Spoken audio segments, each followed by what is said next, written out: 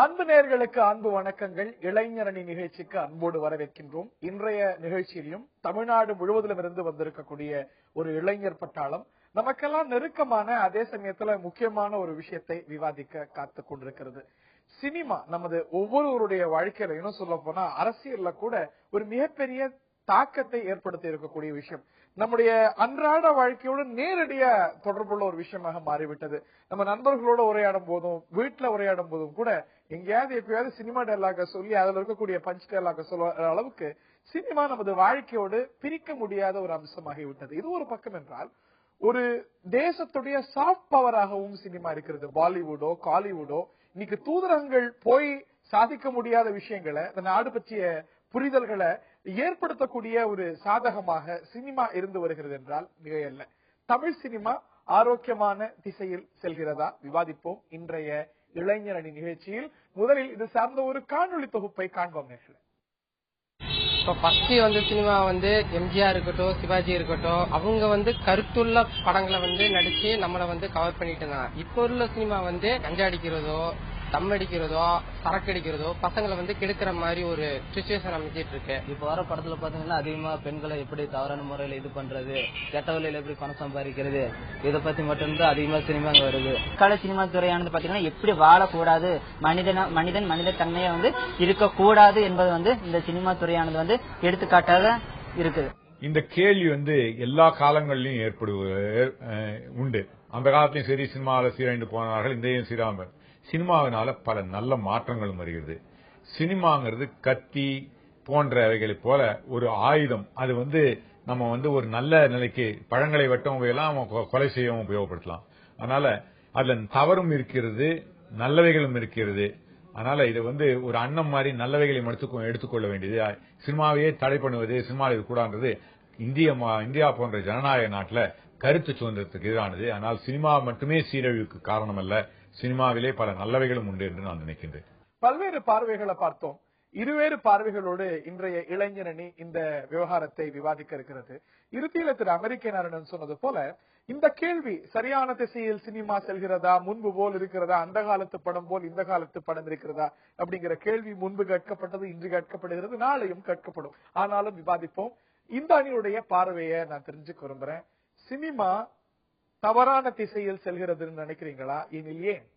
கண்டிப்பாக தவறு செல்கிறது. முதல் காரணம், என் இனம், என் மொழி, என் சமுதாயம் அத்தனைக்கும் மாறுபட்ட கருத்தை வெளிப்படுத்துகிறது. இது நானும் என் தங்கையும் சேர்ந்து ஒரு சினிமா பார்க்க முடியாது. கண்டிப்பா ஒரு காட்சி வரப்போ என்னோட வீடு கீழே பார்க்கும், இல்லை மேலே பார்க்கும். கண்டிப்பா மாறுபட்டு இருக்கு. அதே மாதிரி ஒரு படத்துல ஒரு பெரிய பலாப்பழத்தை வச்சு ஃபுல்லா ஒரு வேறுபட்ட கருத்தை கொடுத்து கொஞ்சோண்டு நல்ல கருத்து ஒரு ஆப்பிள காமிச்சு பாருங்கிறாங்க. எப்படி ஃபுல்லாவே கேட்டு தண்ணி எல்லாமே சரி. கண்டிப்பா ஒரு வேறுபட்ட கருத்து தான். இது சமீபத்துல மாறிய விஷயம் நினைக்கிறீங்களா? இந்த குற்றச்சாட்டுகள், இந்த விமர்சனங்கள் எல்லா கட்டத்திலயும் இருந்து ஒண்ணு தானே? கண்டிப்பா சார். இப்ப பழைய படத்தை பாத்தீங்கன்னா ஒரு 100 படத்துல ஒரு 10 படம் தான் வரும். இப்ப 100 படம் எல்லாமே இப்படி வருது. அதாவது 2 படம் மாறுபட்டு வருது. எப்படின்னா இப்ப எங்களுக்கு தொடர்ந்து ஒரு பிரியாணியே கொடுத்துட்டு லாஸ்ட் தயிரை கொடுக்குற மாதிரி வாரம் ஃபுல்லா பிரியாணி கொடுத்து கெட்ட படத்தை கொடுத்துட்டு ஒரே நல்ல படம் கொஞ்சோண்டு நாங்க போக மாட்டோம். எங்க அதான் பிடிச்சிருக்கு. பிரியாணி கெட்டதா? இல்ல, பிரியாணி கெட்டது சண்டைக்கு வந்துருவாங்க. பிரியாணி கெட்டது கிடையாது. பிரியாணி மாதிரி ஒரு படங்கள் எங்களை ஒரு தவறான வழி நடத்திட்டாங்க. இனிமே வர சந்ததிகள் எங்க அடுத்த மாத்துங்க தானே கேட்டு வேண்டுவோம். ரைட். இந்த ஒரு பார்வை பொதுவா இருப்பதை நம்மளால பார்க்க முடியுது, நிறைய கேட்கிறோம். இன்னும் சொல்ல போனா சாமானியர்களுடைய நீதிமன்றமே இந்த பார்வையை வெளிப்படுத்திருக்கிறது. சென்னை உயர் நீதிமன்றத்துல சினிமா சார்ந்த ஒரு வழக்கு வரும்பொழுது பாத்தீங்களா, அந்த காலத்துல எப்படி படம் எடுத்தாங்க, இன்றைய படங்கள் இப்படிப்பட்ட கருத்துக்கள் எல்லாம் சொல்லுது அப்படின்னு சென்னை உயர் நீதிமன்றமே இந்த ஒரு பார்வையை பதிச்சிருக்கு. நிச்சயமா இந்த ஒரு கருத்துல முகாந்திரம் இல்லாமல் இல்லை, அப்படித்தானே? திரைப்படமானது நம்முடைய சமுதாயத்துக்கு ஒரு நல்ல வழியை தான் காட்டுது. சரிங்களா? ஒவ்வொரு தனி மனிதனுடைய வெவ்வேறு அவங்களுடைய அவங்களோட வாழ்க்கையில நேர்ந்த விஷயங்கள், நடக்க போகின்ற விஷயங்களை மக்களுக்கு தெளிவா, எளிமையா, தத்ரூபமா வெளிப்படுத்துறது திரைப்படம் மட்டும்தான். It is just a reflection of reality. சமூகத்துல என்ன நடக்குதோ அதனது கண்ணாடி. சமூகம் எப்படி இருக்கோ சினிமா அப்படி இருக்கும். சமூகம் மிகச்சிறப்பா இருந்தா சினிமா அதனது பிரதிபலிப்பா இருக்கும் அப்படிங்கறது அவங்களுடைய பார்வை. உண்மைதானே? சினிமாவுக்கு அக்கறை வேண்டும். கண்டிப்பா இந்த சமயத்துக்கு ஒரு அக்கறை வேண்டும். சினிமா இருக்கு.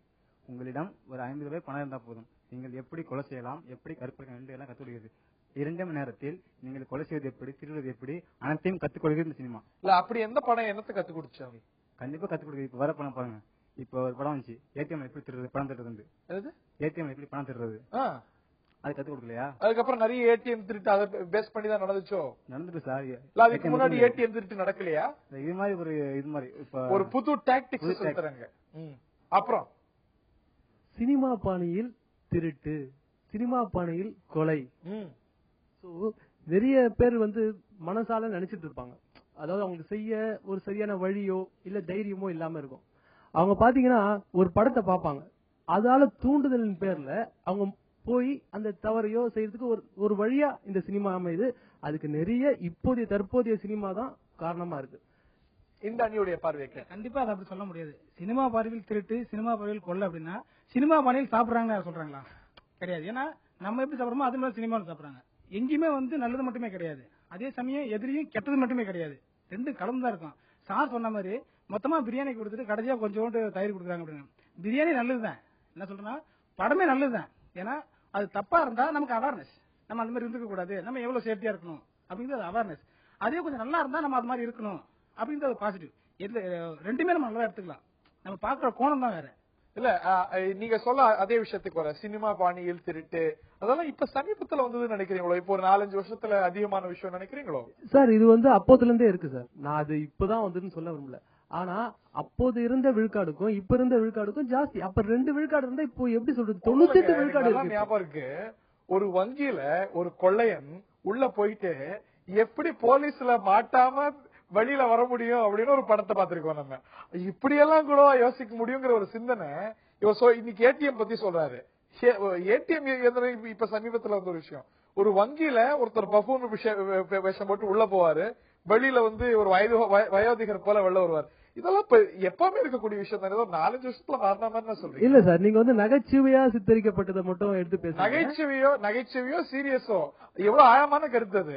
இப்படி எல்லாம் யோசிக்கலாமா? இல்ல சார், அது மனசு தூண்ட ஒரு, அதாவது இப்போ ஒண்ணு பார்த்தோம்னா அது நகைச்சுவையா இருந்தா அது பிரச்சனை இல்ல. இப்ப பாத்தீங்கன்னா இந்த நகைச்சுவையா ஒரு ஆபத்தான கருத்து சொல்லப்படுமானா இட் ஹஸ் பீன், அது நகைச்சுவைன்னு எடுத்துக்கலாம், அது சினிமான்னு எடுத்துக்கலாம், அதை பின்பற்றணுங்கிற நோக்கத்தோட இயக்குநர்களோ தயாரிப்பாளர்களோ வைக்கிறது இல்ல. பட் என்னுடைய கேள்வி இது சமீபத்துல மாறிய விஷயமா கேட்கிறேன். ஆமா சார், இது முழுக்க சமீபத்தில் மாறியக்கூடிய சப்ஸ்டான்ஷியேட். ஏன் சமீபத்தில் அதிகரிச்சிருக்குன்னு சொல்றீங்க? எனக்கு ஒரு சில உதாரணங்கள் கொடுங்க சார். டெக்னாலஜி ரொம்ப வளர்ந்துருச்சு சார். அங்க யூஸ் பண்ற பேங்க்ல யூஸ் பண்ற டெக்னாலஜி என்னன்னு நமக்கு தெரியாது, அது வெளி காமிக்கிற சினிமா தான். ரைட். இந்த அண்ணியோடைய பார்வை. அவங்க ஏடிஎம்ஸ்ல கொள்ளை அடிக்கிறாங்கன்னு சொன்னாங்க இல்லையா, அந்த ஏடிஎம்ஸ்ல கொள்ளை அடிக்கிறது கூட அதுல நல்ல விஷயமும் இருக்கு. என்னன்னா இந்த பேங்க்ஸ்ல எல்லாம் பாத்தீங்கன்னா கொள்ளை அடிக்கிறது நல்லதா? பாசிட்டிவ் என்னன்னா அவங்க சொன்னாங்க, அதனால இளைஞர்கள் கெட்டு போறதா சொன்னாங்க இல்லீங்களா. இதனால பேங்கர்ஸ்ல என்ன பண்ண, பேங்க் ப்ராசஸ் இன்னும் கொஞ்சம் சேஃப்டியா ஏடிஎம்ஸ் பாதுகாக்கலாம் அவங்க. அது ஒரு நல்ல விஷயமா. அங்கங்க ஏடிஎம் கொள்ளடிக்கப்படுது, அதுக்கப்புறமே இந்த சேஃப்டி மெக்கானிசம் எப்படி இம்ப்ரூவ் பண்றது ஆர்பிஐ கைட்லைன்ஸ் ஏற்கனவே கொடுத்திருக்கு, அது இம்ப்ளிமெண்ட் பண்ணப்படுதா? திறந்திருக்கிற ஏடிஎம் இருக்க கூடாதுன்னு திறந்திருக்கிற ஏடிஎம் எல்லாம் இப்ப இருக்கு. சினிமாவை பார்த்து ஏடிஎம் பேங்க் எல்லாம் இப்படி இருக்கு அப்படின்னு மாத்துவாங்களா? அந்த மாதிரி ஒரு படம்னா நல்லது இருக்கும், ஒரு 2-3 சாங் இருக்கும், இல்ல மெசேஜ் இருக்கும். கண்டிப்பா மெசேஜ் இல்லாம படம் எடுக்கவும் முடியாது, கதையும் எழுத முடியாது. அப்படிங்கிறச்ச இப்போ கொஞ்ச நாளைக்கு முன்னாடி ஒரு படம் கூட தான் அந்த ஜெயம் சார் எடுத்தது. அதுல ஒரு நாட்டுக்காக ஒரு ட்ரிப், காட்டுக்குள்ள ட்ரிப் போயிட்டு நாட்டையே காப்பாத்துற மாதிரி இதெல்லாம் சீன் காட்டுங்க. ஏன் அதெல்லாம் பேசக்கூடாது? நம்ம ஏடிஎம்ஸ் மட்டுமே பேசணும். நல்ல படங்கள் வந்துட்டு இருக்கு, மறந்துக்கிறது இல்ல. ஆனா விழுக்காடு சார்ந்த கேள்வி எழுந்திருக்கிறது. ஆனா ஆஃப் லேட் சமீபத்துல நிறைய நல்ல படங்கள், நல்ல கருத்துக்களை சொல்லக்கூடிய படங்கள் வந்துட்டு இருக்கு. அதை தாண்டி சினிமா அப்படிங்கிறது என்டர்டைன்மெண்ட் மீடியம். எல்லா படமும் எல்லா சமயத்திலயும் கருத்து சொல்லிட்டே இருக்க முடியுமா? நல்ல கருத்து வரக்கூடிய படங்கள், என்டர்டைன்மெண்ட் படங்கள் எது வரணும் அப்படிங்கறத சந்தை தீர்மானிக்கிறது, ஒட்டுமொத்தமாக மக்கள் தீர்மானிக்கிறார்கள் இல்லையா? தொடர்ந்து கேட்போம், விவாதிப்போம் ஒரு சிறிய இடைவேளைக்கு பின்னால்.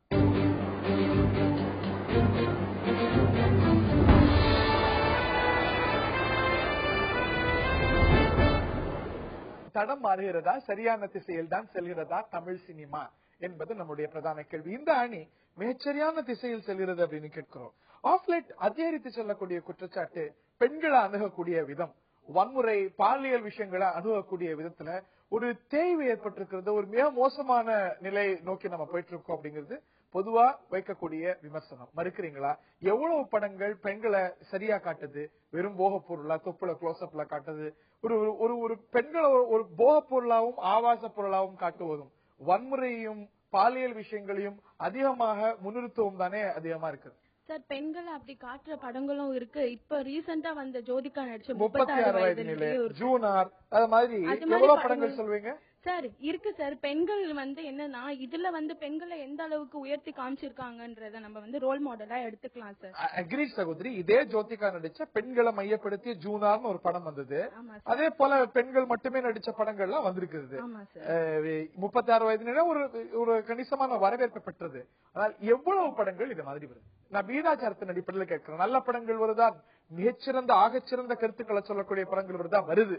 எது அதிகமா வருது சார்? எல்லாமே நீங்க சொல்றதுல பாத்தீங்கன்னா எல்லாமே ஒரே அளவு தான் சார் வருது.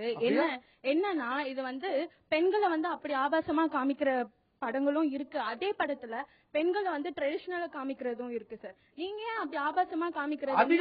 நான் உங்கள்ட்ட உதாரணம் தான் கேட்டேன். பெண்களை மிக சிறப்பாக சித்தரிக்கக்கூடிய ஒரு 10 வேண்டாம், ஒரு 6-7 படம் சொல்லுங்க. ரத்த கண்ணீர்னு ஒரு படம் இருக்கு சார். எப்போ ரத்த கண்ணீர் எப்போ வந்தது? இப்ப ரத்த கண்ணீருக்கு போயிட்டு இது 36 வயதுல இருந்து ரத்த கண்ணீர் மகளிர் மட்டும்னு வந்தது. பட்டியலிட முடியும் சகோதரர். ஒரு வருஷத்துக்கு எவ்வளவு படங்கள், நூற்றுக்கணக்கான படங்கள் வருது. அதுல எவ்வளவு படங்கள் பெண்களை மிகச்சரியா காட்டுறாங்க? வீராச்சாரத்துல பெண்கள் ரொம்ப கணிசமா இருக்கிறாங்க. சாதனை படைக்கக்கூடிய பெண்கள் நம்மிடையே இருக்கிறாங்க. அவங்களுக்கும் ஒரு தேர் சைட் ஆஃப் ஸ்டோரி அப்படின்னு இருக்கிறது. அது எவ்வளவு காட்டப்படுது? 36 வயதிலே ஒரு அழகான பிளாட்டா எல்லாராலையும் ஏற்றுக்கொள்ளப்படுது. அந்த மாதிரி காட்டக்கூடிய படங்கள் எவ்வளவு? எல்லாத்தையும் ஆபாசமாவும் கவர்ச்சியாவும் காட்டுறாங்க. இது மாதிரி ஒரு ஆணித்தரமான பெரிய நடிகைகள் நடிக்கும்போதுதான் அது வெற்றி பெறுது. சாதாரண நடிகை நடிச்சுதான் அது வெற்றி பெறாது. அது உண்மையா சார்? அது காரணம் என்னன்னா கவர்ச்சி நடிகைகளை தான் எல்லாமே பாக்குறாங்க. அந்த மாதிரி இவங்க பாக்குறீங்க சார். நீங்க பாக்குறீங்க, சமூகம் பாக்குது, நம்ம பாக்குறோம் சார். பார்க்க வைக்கிறது யாரு? ஜோதிகா மாதிரி ஒரு சிலருக்கு அந்த எக்ஸெப்ஷன் கிடைக்குது. ஸ்ரீதேவி மாதிரி ஒரு சிலர் இங்கிலீஷ் நடிக்க முடியுது. மற்றவங்களை நம்ம பார்த்துட்டு பார்வையில கோளாறு. நீ எப்படி காமிக்கலாம் கேட்டா? நல்ல படம் எடுங்க, நகைச்சுவை படம் எடுங்க, உங்களுக்கு பிசினஸ் வராம எடுங்க. அதுக்காக கனடா நாட்டுல இருக்க போனோகிராபி நடிக்கிற இந்த சன்னி லியோனை கூட்டின்னு இங்க நடிக்க வச்சு யார் அந்த பொண்ணு பார்த்து இப்போதைக்கு நெட்ல அதிகமா பார்க்க போற பெண் யாரு இந்தியாவுல? போய் யாரு? அது காரணம் யாரு? அது ஒரு பொழுதுபோக்கு தான். அது பொழுதுபோக்கு. எது பொழுதுபோக்கு அதிகரிக்கணும்? எது சார் பொழுதுபோக்கு? எது சார் பொழுதுபோக்கு? என்ன சோசியல் சர்வீஸா? சார் கேட்ட மாதிரி சோசியல் சர்வீஸா? நான் சொல்றது உங்களுக்கு புரியுதா? என்ன சொல்றீங்க? இது சோசியல் சர்வீஸ் இல்ல, ஆனா இது சோசியல் ரெஸ்பான்சிபிலிட்டி கொண்டதாக. சோசியல் ரெஸ்பான்சிபிலிட்டி கொண்டதா? நீ எதுக்காக படம் பார்க்க போவீங்க? நீங்க தியேட்டருக்கு போறீங்க. இன்னைக்கு சண்டே லீவ்னு வச்சுக்கோங்க. நீங்க தியேட்டருக்கு படம் பார்க்க போறீங்க. என்ன இனத்தை படம் பார்க்க போவீங்க? இன்னைக்கு நிறைய சயின்ஸ் கத்துக்கணும், இன்னைக்கு நிறைய பிசிக்ஸ் கத்துக்கணும், இன்னைக்கு நிறைய மேக்ஸ் கத்துக்கணும் போவீங்க. இல்ல இன்னைக்கு நிறைய பொழுதுபோக்குக்காக தான் சார் எல்லாம் போறாங்க. நான் குடும்பத்தோட பொழுதுபோக்கு வேணும்னா வெளியிருந்து பொழுதுபோக்கு தான் என் தாத்தா அப்பா எல்லாரையும் கூட்டு போறேன். அங்க போய் எனக்கு ஒரு நல்ல படம் அங்க கிடைக்கல. தொடர்ந்து போய் போக சொல்லிச்சா ஃப்ரெண்ட்ஸுகளோட போறது வேற சார். நம்ம மட்டும் ஜென்ஸ் போலாம். நான் எங்க அக்காவை கூட்டிட்டு சிவப்பு மணின்னு போயிருந்தேன். படம் கான்செப்ட் அதிகமா போறது யாரு? ஃப்ரெண்ட்ஸோடயா, அப்பா அம்மாவோடயா? யார் அதிகமா கூட்டிட்டு? அது என்ன ஃப்ரெண்ட்ஸோட போகும்போது வேற மாதிரி படம் பார்க்கலாம், அக்காவோட போகும்போது ஃபேமிலி படம் வேணுமா உங்களுக்கு? சார் அது மட்டும் சார் கூட்டிட்டு போக முடியும். படத்துல என்ன இருக்குன்னே தெரியல சார். நான் சிவப்பு மணியை கான்செப்ட் அந்த ஒரு டிசீஸை வச்சுதான் இருக்கும் அப்படின்னு சொல்லி எங்க அக்காவை நம்பி கூட்டிட்டு போனேன் சார். அவ இன்டர்வலுக்கு மேல ஏன்டா கூட்டிட்டு வந்த, படத்துல என்ன இருக்குன்னே தெரியல சார். அப்புறம் 2வது வாட்டி ஃப்ரெண்டோட போனீங்க சார். ஆக்சுவலா ஒரு பார்ட் ஆஃப் லைஃப்ல பாத்தீங்கன்னா மூவி எல்லாம் பாத்தீங்கன்னா ஒரு ஊரை காப்பாத்துற மாதிரி ஒரு சில மூவில வந்துச்சு சார். கொஞ்ச நாள் கழிச்சு அப்படி வரும்போது என் குடும்பம் ஒரு கூட்டு குடும்பமா இருக்கணும், வாழ்ந்தா கூட்டு குடும்பமா இருக்கணும், தாத்தா பாட்டி பெரியப்பா சித்தப்பா அந்த மாதிரி ஒரு சில மூவில வந்துச்சு சார். அப்படி வரும்போது என்னுடைய பெற்றோர் அப்பா அம்மா கூட இருக்கணும் அப்படின்னு மாதிரி வந்துச்சு. அதுக்கப்புறம் நெக்ஸ்ட் பார்ட் லைஃப்னு வரும்போது நான் தனி குடித்தனம் போறோம், தனியா ஒரு லைஃப் அந்த மாதிரி. அப்புறம் லவர்ஸ் அப்படின்னு வந்துச்சு. இப்போ வரக்கூடிய மூவிலாம் எனக்கு நான் நல்லா இருக்கேன் அந்த மாதிரி வந்துருச்சு சார். லிவிங் ரிலேஷன்ஷிப்னு சொல்லிட்டு ஒரு கான்செப்டோட ஒரு மூவி ஒன்று வந்துச்சு சார். அது என்ன சார் கருத்து இருக்கு சொல்லுங்க. அது என்ன வகையில நீங்க அது நல்லா சார்? ஒரே ஒரு தடவை தான் சார் பார்த்தேன். அதுலயே நான் அப்செட் ஆயிட்டேன் சார். அப்செட் ஆயிட்டா பாருங்க. நிறைய பேர் படம் ஹிட் ஆச்சு தெரியுமா?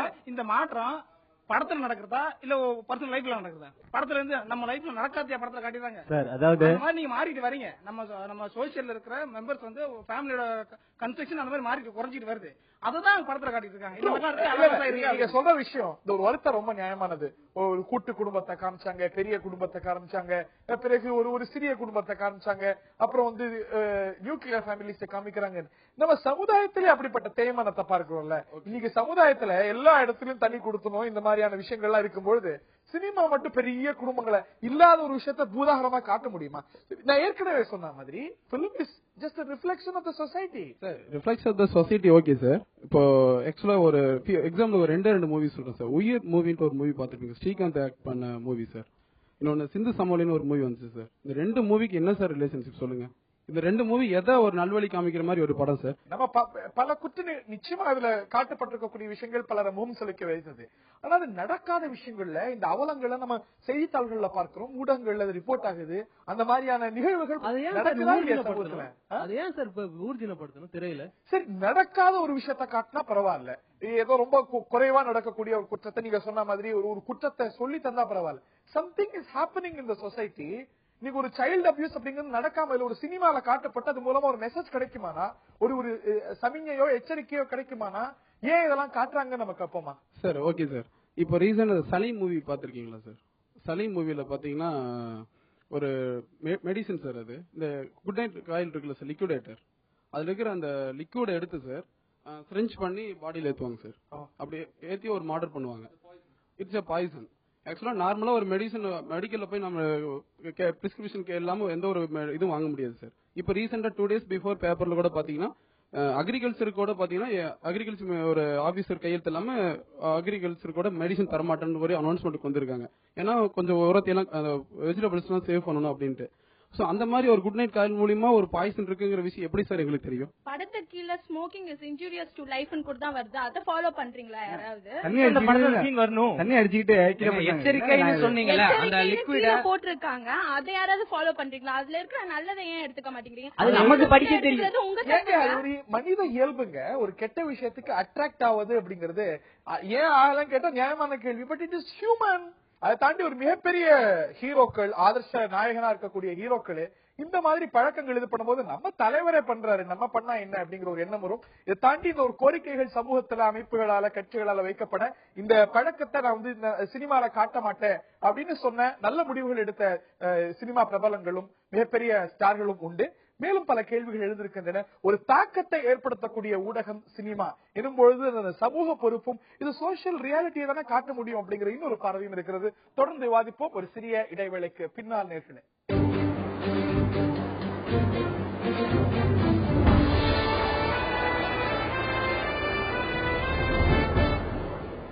தடம் மாறுகிறதா தமிழ் சினிமா, அல்ல சரியான திசையில் தான் சென்று கொண்டிருக்கிறதா என்பதுதான் இன்றைய விவாதத்துடைய கேள்வி. பல்வேறு கோணங்கள்ல இதை விவாதித்து வருகின்றோம். சமீபத்தில் பார்க்கும்போது இந்த 1-2 ஆண்டுகள்ல அதிகமான படங்கள் சர்ச்சைக்குள்ளாகிறது. இந்த சர்ச்சையுடைய மையப்புள்ளி என்னன்னா, இந்த சாதி தவறாக சித்தரிக்கப்பட்டிருக்கிறது, இந்த மதம் தவறாக சித்தரிக்கப்பட்டிருக்கிறது, இன ரீதியாக கருத்துக்கள் தவறாக இருக்கின்றன அப்படின்னு. ஆக இந்த விஷயங்கள் எல்லாம் இந்த திரைப்படங்கள் இந்த சென்சிட்டிவிட்டிஸ சரியா கையாளல அப்படிங்கறதானே இந்த சர்ச்சைகளுடைய இவ்வளவு தொடர் சர்ச்சைகள் நமக்கு காட்டக்கூடிய செய்தி. இந்த ஜாதி பிரச்சனைகள் வந்து பாத்தீங்கன்னா பல ஆண்டுகளுக்கு முன்னாடி இருந்தே நடந்துகிட்டு இருக்குது. இந்த மாதிரி எல்லாம் நடந்துகிட்டு இருக்கு அப்படின்றத சிட்டில உள்ளவங்களுக்கு தெரியாது. இந்த ஜாதி பிரச்சனைகள் வந்து பாத்தீங்கன்னா அதிகமா வில்லேஜ் தான் நடந்துகிட்டு இருக்கு, கிராமப்புறத்துலதான் அதிகமா நடந்துகிட்டு இருக்கு. கிராமப்புறத்துல இது நடந்துகிட்டு இருக்கு, இதுக்கு என்ன வழி அப்படின்றத ஓரளவாவது யோசிக்க வைக்கிறதுக்கு சிட்டில உள்ளவங்களுக்கு தெரியப்படுத்துறது சினிமா தான். இந்த படங்கள் எல்லாம் ஒரு பிரச்சனையை அணுகி அதுக்கான தீர்வுகளை சொல்லி சர்ச்சைக்குள்ளான படங்கள் அல்ல.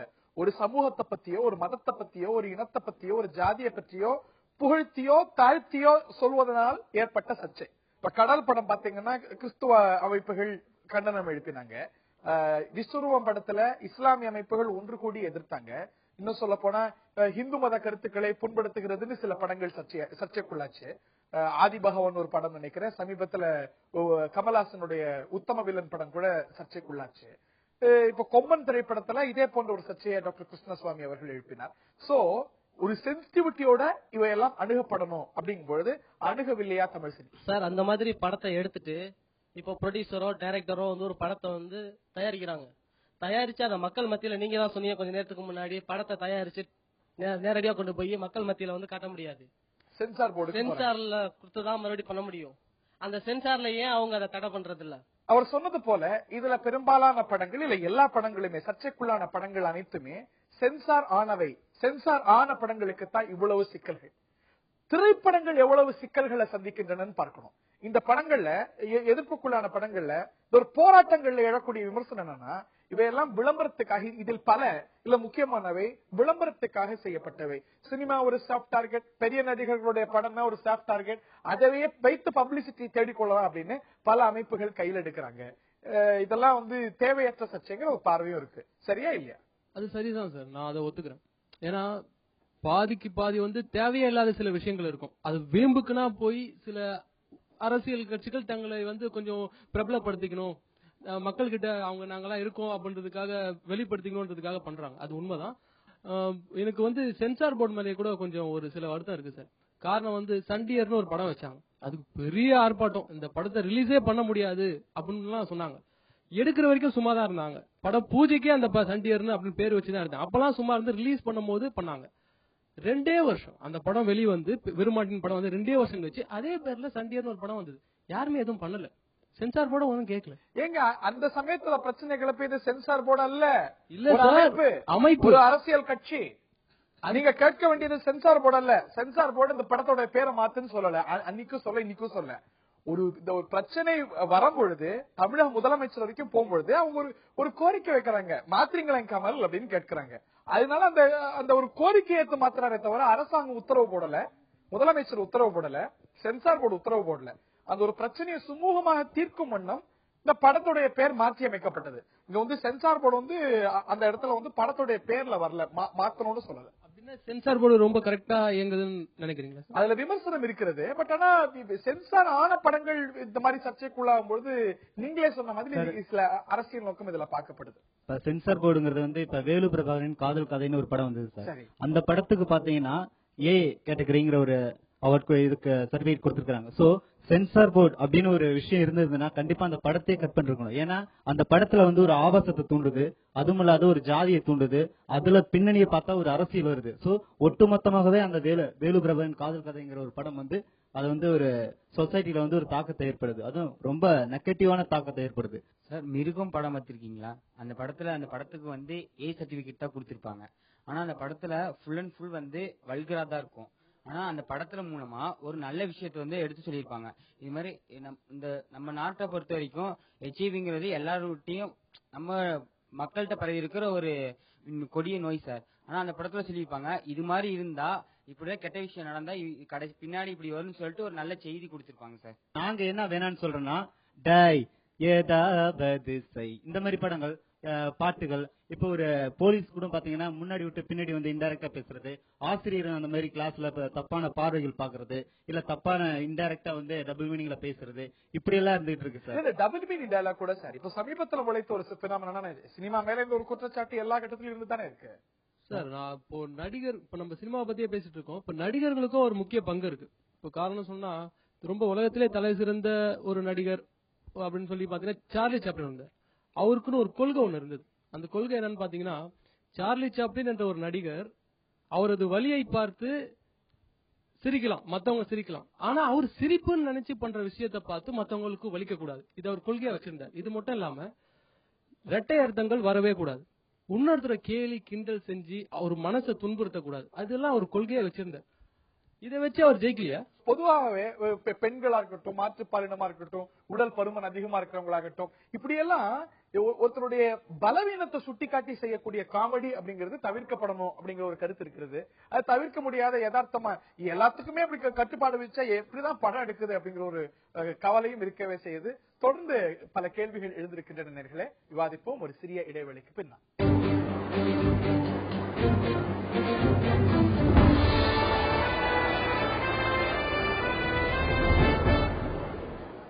தடம் மாறுகிறதா தமிழ் சினிமா, அல்ல சரியான திசையில் தான் செல்கிறதா என்பது இன்றைய நிகழ்ச்சியின் தலைப்பு. இருவேறு பார்வைகளோடு இளைஞர் அணி இதை விவாதித்து வருகிறது. நான் இந்த அணிகிட்ட கேட்கிறேன், ஒரு வருத்தம் எல்லா கட்டத்திலும் இருக்கும். அந்த காலத்து படம் மாதிரி இந்த காலத்து படம் இல்ல அப்படிங்கிற ஒரு வருத்தம் இன்னைக்கு இருக்கும், நாளைக்கு இருக்கும், நேத்தி இருக்கும், எல்லா கட்டத்திலும் இருந்தது. அது இயல்பான ஒரு விஷயம். அன்னைக்கு மாதிரி இன்னைக்கு இல்ல அப்படின்னு அது ஒரு மனித இயல்பு. பட் ஆனா என்னுடைய கொஸ்டின், ஆஃப் லேட் நல்ல திரைப்படங்கள் தொடர்ச்சியா வந்துட்டு இருக்கு. இன்னைக்கு இப்ப இருக்கிற ட்ரெண்ட் எடுத்துப்போமே, 36 வயது நிலை எல்லாருடைய வரவேற்பையும் பெற்றிருக்கக்கூடிய படம், நல்ல ஒரு கதைக்கரு அப்படின்னு ஒரு பாராட்டு பெற்றிருக்கிறது. காக்கா முட்டை அப்படின்னு சர்வதேச தரத்திலான ஒரு படம் அப்படின்னு பாராட்டப்படக்கூடிய படமும் வருது. So the frequency of good movies இதுவும் வந்துட்டு இருக்கு. நிறைய புதிய முகங்கள் வந்துட்டு இருக்காங்க. ரொம்ப எளிமை, ரொம்ப சீக்கிரத்துல நிறைய பேரால வெற்றி பெற முடியுது.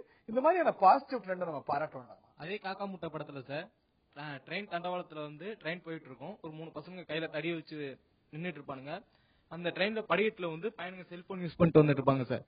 அப்போ அவனுங்க அந்த குச்சி யூஸ் பண்ணி அந்த செல்போனை தட்டி விட்டு அந்த செல்போனை பறிச்சுட்டு போறாங்க சார். அது இல்லாம அந்த ட்ரெயின் நிக்கிற இடத்துல நிலக்கரியும் திருடுறாங்க சார். இந்த மாதிரி தவறான விஷயங்களும் காட்டுறாங்க சார். அது எப்படி சார் நீங்க நல்லது? அதாவதுங்க, இன்னைக்கு எல்லாமே எல்லா கேரக்டருமே சரியாதான் இருக்கணும், எல்லா பாத்திரங்களுமே மிகச்சிறந்த பாத்திரங்களா தான் இருக்கும் அப்படின்னா படமே எடுக்க முடியாது. ஏதாவது ஒரு கட்டத்துல ஏதாவது ஒரு கதாபாத்திரம் நல்லவரா இருப்பாரு, இன்னொருத்தர் கெட்டவரா இருப்பாரு.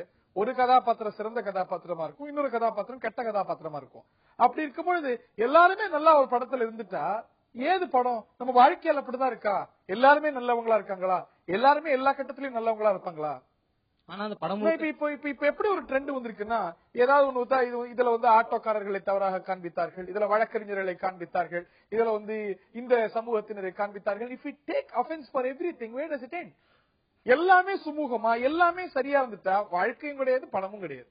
பசங்களை நல்லா காட்டுறாங்க, காட்டிட்டு அதுல நீங்க சொன்னீங்க நிலக்கரி திருற மாதிரி அப்படின்னு காட்டுறாங்க அப்படின்னு, இது தப்புன்னு சொல்றீங்க. அதே மாதிரி இப்ப நீங்க தங்கம் வாங்க போறீங்க, தங்கம் பியூர் தங்கமா இருக்கா? செம்பு கலந்துருக்கு. அது மாதிரி தாங்க சினிமாவும் பியூரா இருக்காது. என்ன நல்லதும் இருக்கும் கெட்டதும் இருக்கும். நம்ம பாக்குறது தான் அப்படி. சமுதாயத்துல எப்படி நல்லதும் இருக்கோ கெட்டதும் இருக்கோ, வெறும் நல்லது மட்டுமே காட்ட சினிமாவால முடியாது. அப்படி இருந்தா எல்லாருமே நல்ல கதாபாத்திரங்கள் ஃபர்ஸ்ட் ஃப்ரேம்ல இருந்து கடைசி ஃப்ரேம் வரைக்கும் எல்லாருமே நல்லவங்களா இருந்துட்டா நீங்களும் நானும் தியேட்டருக்கு போமா? லேட்டஸ்டா வரக்கூடிய படத்துல எல்லாம் பாத்தீங்கன்னா சார், இந்த ரிலிஜியன்ஸ் ஓரியன்டா நிறைய கமெண்ட்ஸ் கொண்டு வராங்க சார். இப்போ ரீசன் முஸ்லீம் தீவிரவாத மாதிரி காமிக்கிறது சார். இப்போ ஆக்சுவலா விஜயகாந்த் மூவி எல்லாம் இதுக்கு முன்னாடி இருந்துச்சு சார். அப்பெல்லாம் பாத்தீங்கன்னா இந்தியா பாகிஸ்தான் சொல்லிட்டு ஆக்சுவலா பாகிஸ்தான்காரங்க டைரக்டா நம்ம கூட சண்டைக்கு வந்தோம், நம்ம அவங்க பகையாளி ஆனது கிடையாது. பட் இவரோட பாகிஸ்தான் இந்தியால தீவிரவாதத்தை நேரடியா ஊக்குவிச்சு இல்ல சார். பாகிஸ்தான் சார் ஒவ்வொரு பாயிண்ட்டும் அவருடைய மூவில எடுத்துக்கிட்டானா சார், ஒவ்வொரு விஷயம் நம்ம ரிலிஜியன்ஸ் ஓரியன்டா பாகிஸ்தான் தீவிரவாத சென்டிமெண்ட்ஸ்ல கவனமா இருக்கணும் அப்படிங்கறத நம்ம ஏத்துக்கலாம். ஆனா பாகிஸ்தான் நமக்கு ஆபத்து விளைவிக்கலையா? Okay sir. இப்போ ரிலிஜியன்ஸ் ஓரியன்டா வரக்கூடிய மூவி என்ன சார் ப்ராப்ளம் சார்? இப்போ ஸ்கூல்ல படிக்கிற குழந்தைங்க ஜெனுவனா அதோட பழகுவாங்க சார். ஒரு ஃபர்ஸ்ட் ஸ்டாண்டர்ட் படிக்கிற குழந்தைங்க பொறுத்த வரைக்கும் ஒரு ஸ்கூல்ல கிறிஸ்டின் இருப்பாங்க, முஸ்லீம் இருப்பாங்க, ஹிந்துஸ் இருப்பாங்க, எல்லா மதத்தை சேர்ந்தவங்களும் படிச்சிட்டு இருப்பாங்க சார். ஒரு மூவி பேரண்ட்ஸோட போய் பார்த்துட்டு வரும்போது அந்த மூவில ஒரு முஸ்லீம் கொஞ்சம் தீவிரவாதி சைடா காமிக்கிற மாதிரி, கொஞ்சம் வில்லன் சைடா காமிக்கிற மாதிரி, ஏதோ ஒரு அதிகமா எடுத்துக்கிட்டா முஸ்லீம் தீவிரமா தான் சார் காமிச்சிட்டு இருக்காங்க. மேபி அவங்க தீவிரவாதி என்னன்னு கூட தெரியாது. அப்படி காமிக்கும் போது அந்த படத்தை பார்த்துட்டு போகும்போது அந்த குழந்தைங்க ஸ்கூல் ஃப்ரெண்ட்ஸ் கூட பழகும்போது அவங்களுடைய போக்கஸ் என்ன மாதிரி சார் இருக்கும்? சென்சிட்டிவிட்டி கையாளப்படணும் உங்களுடைய கோரிக்கையில நிச்சயமா முகாந்திரம் இருக்கு, நியாயம் இருக்கு. பட் என்னுடைய கொஸ்டின், இப்போ சர்ச்சைக்குள்ளானது அந்த மதம் சார்ந்த படங்கள் மட்டும் இல்ல. இந்துக்கள் இந்த பாட்டு எனக்கு பிடிக்கல, இந்த இதுல இந்த கருத்து எனக்கு ஏற்புடையதா இல்லை அப்படின்னு ஹிந்து அமைப்புகள் போராட்டம் நடத்துறாங்க. கடல் படத்துல கிறிஸ்துவ அமைப்புகள் போராட்டம் நடத்தினாங்க. இப்படி எல்லாருமே எல்லா கேரக்டர்ஸ்டுக்கும் அஃபென்ஸ் எடுத்துக்கிட்டா இது ஆசிரியர்களுடைய மனத்தை புண்படுத்துது, இந்த கேரக்டர் மாணவர்களுடைய மனத்தை புண்படுத்துது, வழக்கறிஞர்களுடைய மனத்தை புண்படுத்துது, இல்ல பெண்களுடைய மனத்தை புண்படுத்துது. Everybody takes offence for everything. எப்படிதான் ஒரு படைப்பாளி ஒரு படத்தை எடுக்குது? ஏதாவது ஒரு படத்துல ஒரு கதாபாத்திரத்துக்கு ஏதாவது ஒரு அடையாளம் இருந்தாகணும். பேர்லயோ, ஊர்லயோ, வசிப்பிடத்திலயோ, பேச்சிலேயோ, மொழியிலயோ, மொழி நடையிலயோ ஏதாவது ஒரு அடையாளம் இருக்கும். எல்லாரும் அஃபென்ஸ் எடுக்க ஆரம்பிச்சா ஒரு படைப்பா பார்க்காம ஒரு பிக்ஷனா பார்க்காத விளைவு இல்ல. நான் ஒத்துக்கிறேன். பாருங்க எவ்வளவு பிரச்சனைகளை இந்த லாஸ்ட் 1 இயர் படைப்பாளிகள் சந்திச்சிருக்காங்க. நீங்களே ஒத்துக்கிட்டீங்க. நான் இதை ஒத்துக்கிறேன். ஆனா 50% தான் ஒத்துக்கிறேன்.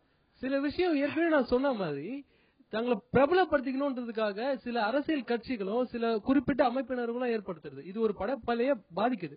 அதனால ஒரு நல்ல விஷயத்தையே சொல்ல வந்தாலும் இது தவறா காட்டுறாங்க. அதை நான் இந்த இடத்துல பதிவு செய்ய விரும்புறேன். குழந்தைகள் தெரிஞ்சுக்க வேண்டாத விஷயத்த, குழந்தை பருவத்துல தெரிஞ்சுக்க கூடாத விஷயங்களை திரைப்படங்கள் அவ்வளவு சர்வசாதாரணமா கொண்டு போய் சேர்த்துருது. சார் அவ்வளவு சர்வசாதாரணமா கொண்டு போய் சேர்க்குதுன்னு சொல்றாங்க. நடக்காத ஒரு விஷயத்த வந்து ஒரு குழந்தைக்கு வந்து அறிமுகப்படுத்தல, இந்த விஷயம் நடக்கவே இல்லை அப்படின்னு சொல்லிட்டு. இப்ப எக்ஸாம்பிளுக்கு சாட்டை படத்தை எடுத்துக்கோங்க. அந்த படத்துல வந்து பாத்தீங்கன்னா ஸ்கூல் மாணவர்கள் எப்படி எல்லாம் இருக்கணும் அப்படின்றத ஒரு சமுத்திரக்கனி சார் வந்து இயக்கி நடிச்சிருப்பாரு. அந்த படத்தை வந்து நம்ம அட்வான்டேஜா எடுத்துக்கலாமே, ஏன் குழந்தைங்க வந்து அதை போய் பாக்குறாங்க? அதே மாதிரிதான் 3ங்கிற படத்துல வந்து ஸ்கூல் படிக்கிற பொண்ணுங்களும் சரி பசங்களும் சரி தப்பான வழியில, அதாவது படிக்காம மத்தபடி கிளாமராவே நடிக்கிறாங்க, கிஸ் பண்றாங்க. அது மாதிரிலாம் பார்த்து இப்ப இருக்க ஸ்கூல் பசங்களும் நடைமுறை வாழ்க்கையில போய் பின்பற்றி வாழ்க்கையில கெட்டு போறாங்க. 3 படம் பார்த்துட்டு லவ் பண்ணி கெட்டு போறாங்கன்னு சொல்றாங்க. இந்த படம் யாருக்காவது தெரியுமான்னு தெரியல. ராகவா லாரன்ஸ் நடிச்ச அற்புதம்ன்ற படம், அதுல வந்து அந்த பொண்ணு லவ்ன்ற பேர்ல ராகவா லாரன்ஸ் அவ்வளவு பெரிய ஒரு ஹோட்டல் அதிபரா மாத்திருக்காங்க. ஏன் அந்த காதல் படத்தெல்லாம் நீங்க பாக்க மாட்டீங்களா? 3 படம் மட்டும் தான் பாப்பீங்களா? காதல் கோட்டை கூட தாங்க இருக்கு காதல் படம், அதெல்லாம் பாக்க மாட்டீங்க. காதலியும் சந்திக்காமலே காதலிப்பாங்க, சேருவாங்க. சார் எனக்கு ஒரு கருத்து ஒண்ணு இருக்கு சார். டோட்டல் தமிழ் சினிமாக்கே பதிவு செய்ய விரும்புறேன். நல்ல படைப்பாளிகளும் வரணும் சார். இந்த வருத்தத்துல அதிகமான முகாந்திரம் இருக்கிறதா? இன்னைக்கு நிறைய படைப்பாளிகள் வந்துட்டு இருக்காங்க, அவங்களுக்கான ஸ்கோப் அதிகரிச்சு கொண்டிருக்கிறது.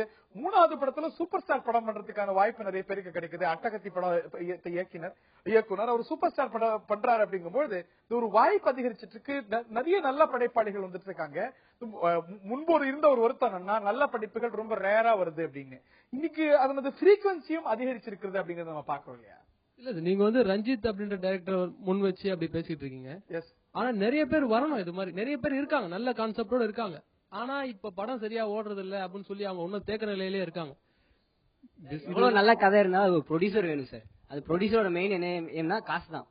அவரை பொறுத்த வரைக்கும் பாரு பாட்டு இல்ல, நீங்க பாரையும் பாட்டையும் நிராகரிச்சீங்கன்னா ப்ரொடியூசர் ரொம்ப நல்லா படத்தை கொடுப்பார். ப்ரொடியூசரை காட்டிலும் தீர்மானிப்பது நீங்களும் நானும் சண்டையும்.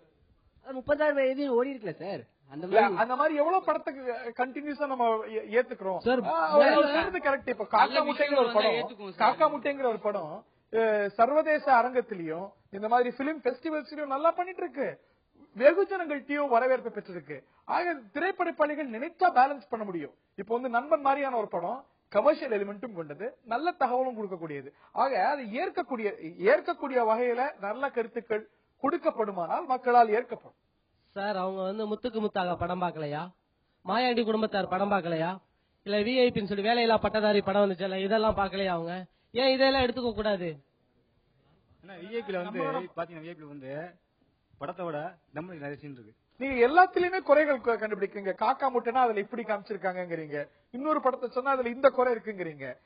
எல்லா கதாபாத்திரங்களும் ஒரு படத்துல நல்லவர்களாவே இருக்க முடியாது. அதுதான் சமூக யதார்த்தம். சார் நீங்க தியேட்டருக்கு போறதே வந்து படம் பார்க்க போல அதுல எவ்வளவு கெட்ட விஷயங்கள் இருக்குன்னு கவுண்ட் பண்ண தான் போறீங்க. அப்படி இருக்கிற நீங்க ஏன் ஒரு படைப்பாளியா வரக்கூடாது, நல்ல படம் கொடுக்க கூடாதுங்கிறேன். படைப்பாளி வர்றவங்க எல்லாம் ஒரே டேஸ்ட்ல தான் சார் படம் கொடுக்குறாங்க. இல்ல தம்மடிக்கிறது பண்றாங்க சார். இப்ப ரீசெண்டா பேய் படம் வந்துச்சு, பேய் படம் வந்து அடுத்து எல்லாமே அதே மாதிரி கொண்டு போறாங்க. காமெடி படம் வந்து அதே மாதிரி கொண்டு போறாங்க சார். புது டைரக்டர்ஸ் வந்தா நினைச்சா புது படம் எல்லாம் எடுக்கலாம் சார். அவங்க ஏன் எடுக்கலன்னா நாம அதை அங்கீகரிக்கிறது இல்ல.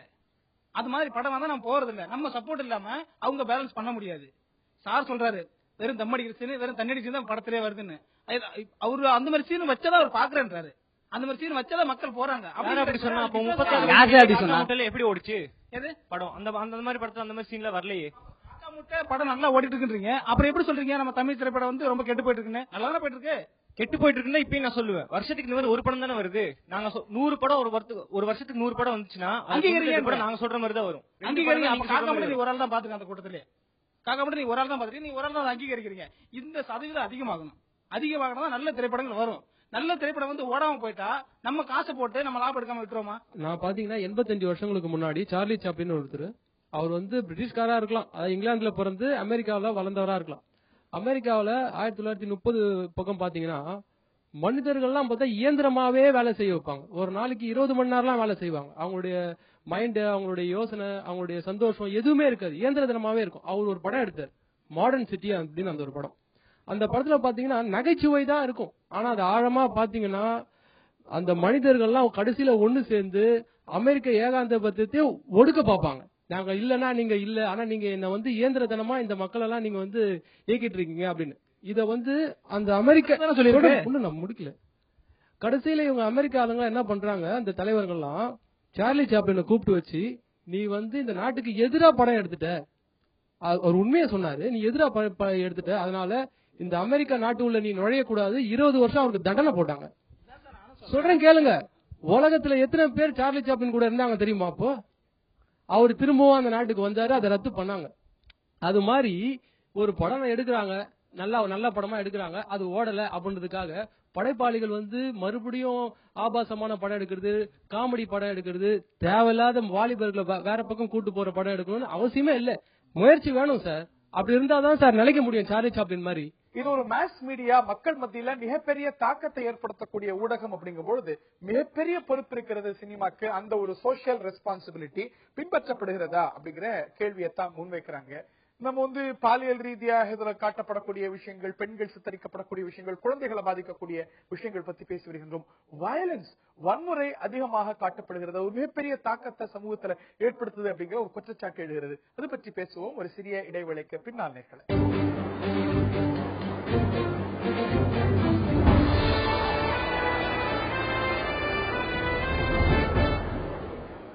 நான் இந்த நீட்டை கேட்க விரும்புறேன். சமீபத்திய படைப்புகள் மீது நிறைய குறைய பதிவு செய்றீங்க. இப்ப சங்கர் திரைப்படமா இருக்கட்டும், அவையெல்லாம் வந்து ஒரு மிகப்பெரிய ஹிட்ட படைக்கக்கூடிய படங்கள். எல்லாத்திலுமே ஒரு ஆழமான சமுதாய கருத்து தொடர்ந்து சொல்லப்பட்டு வருது.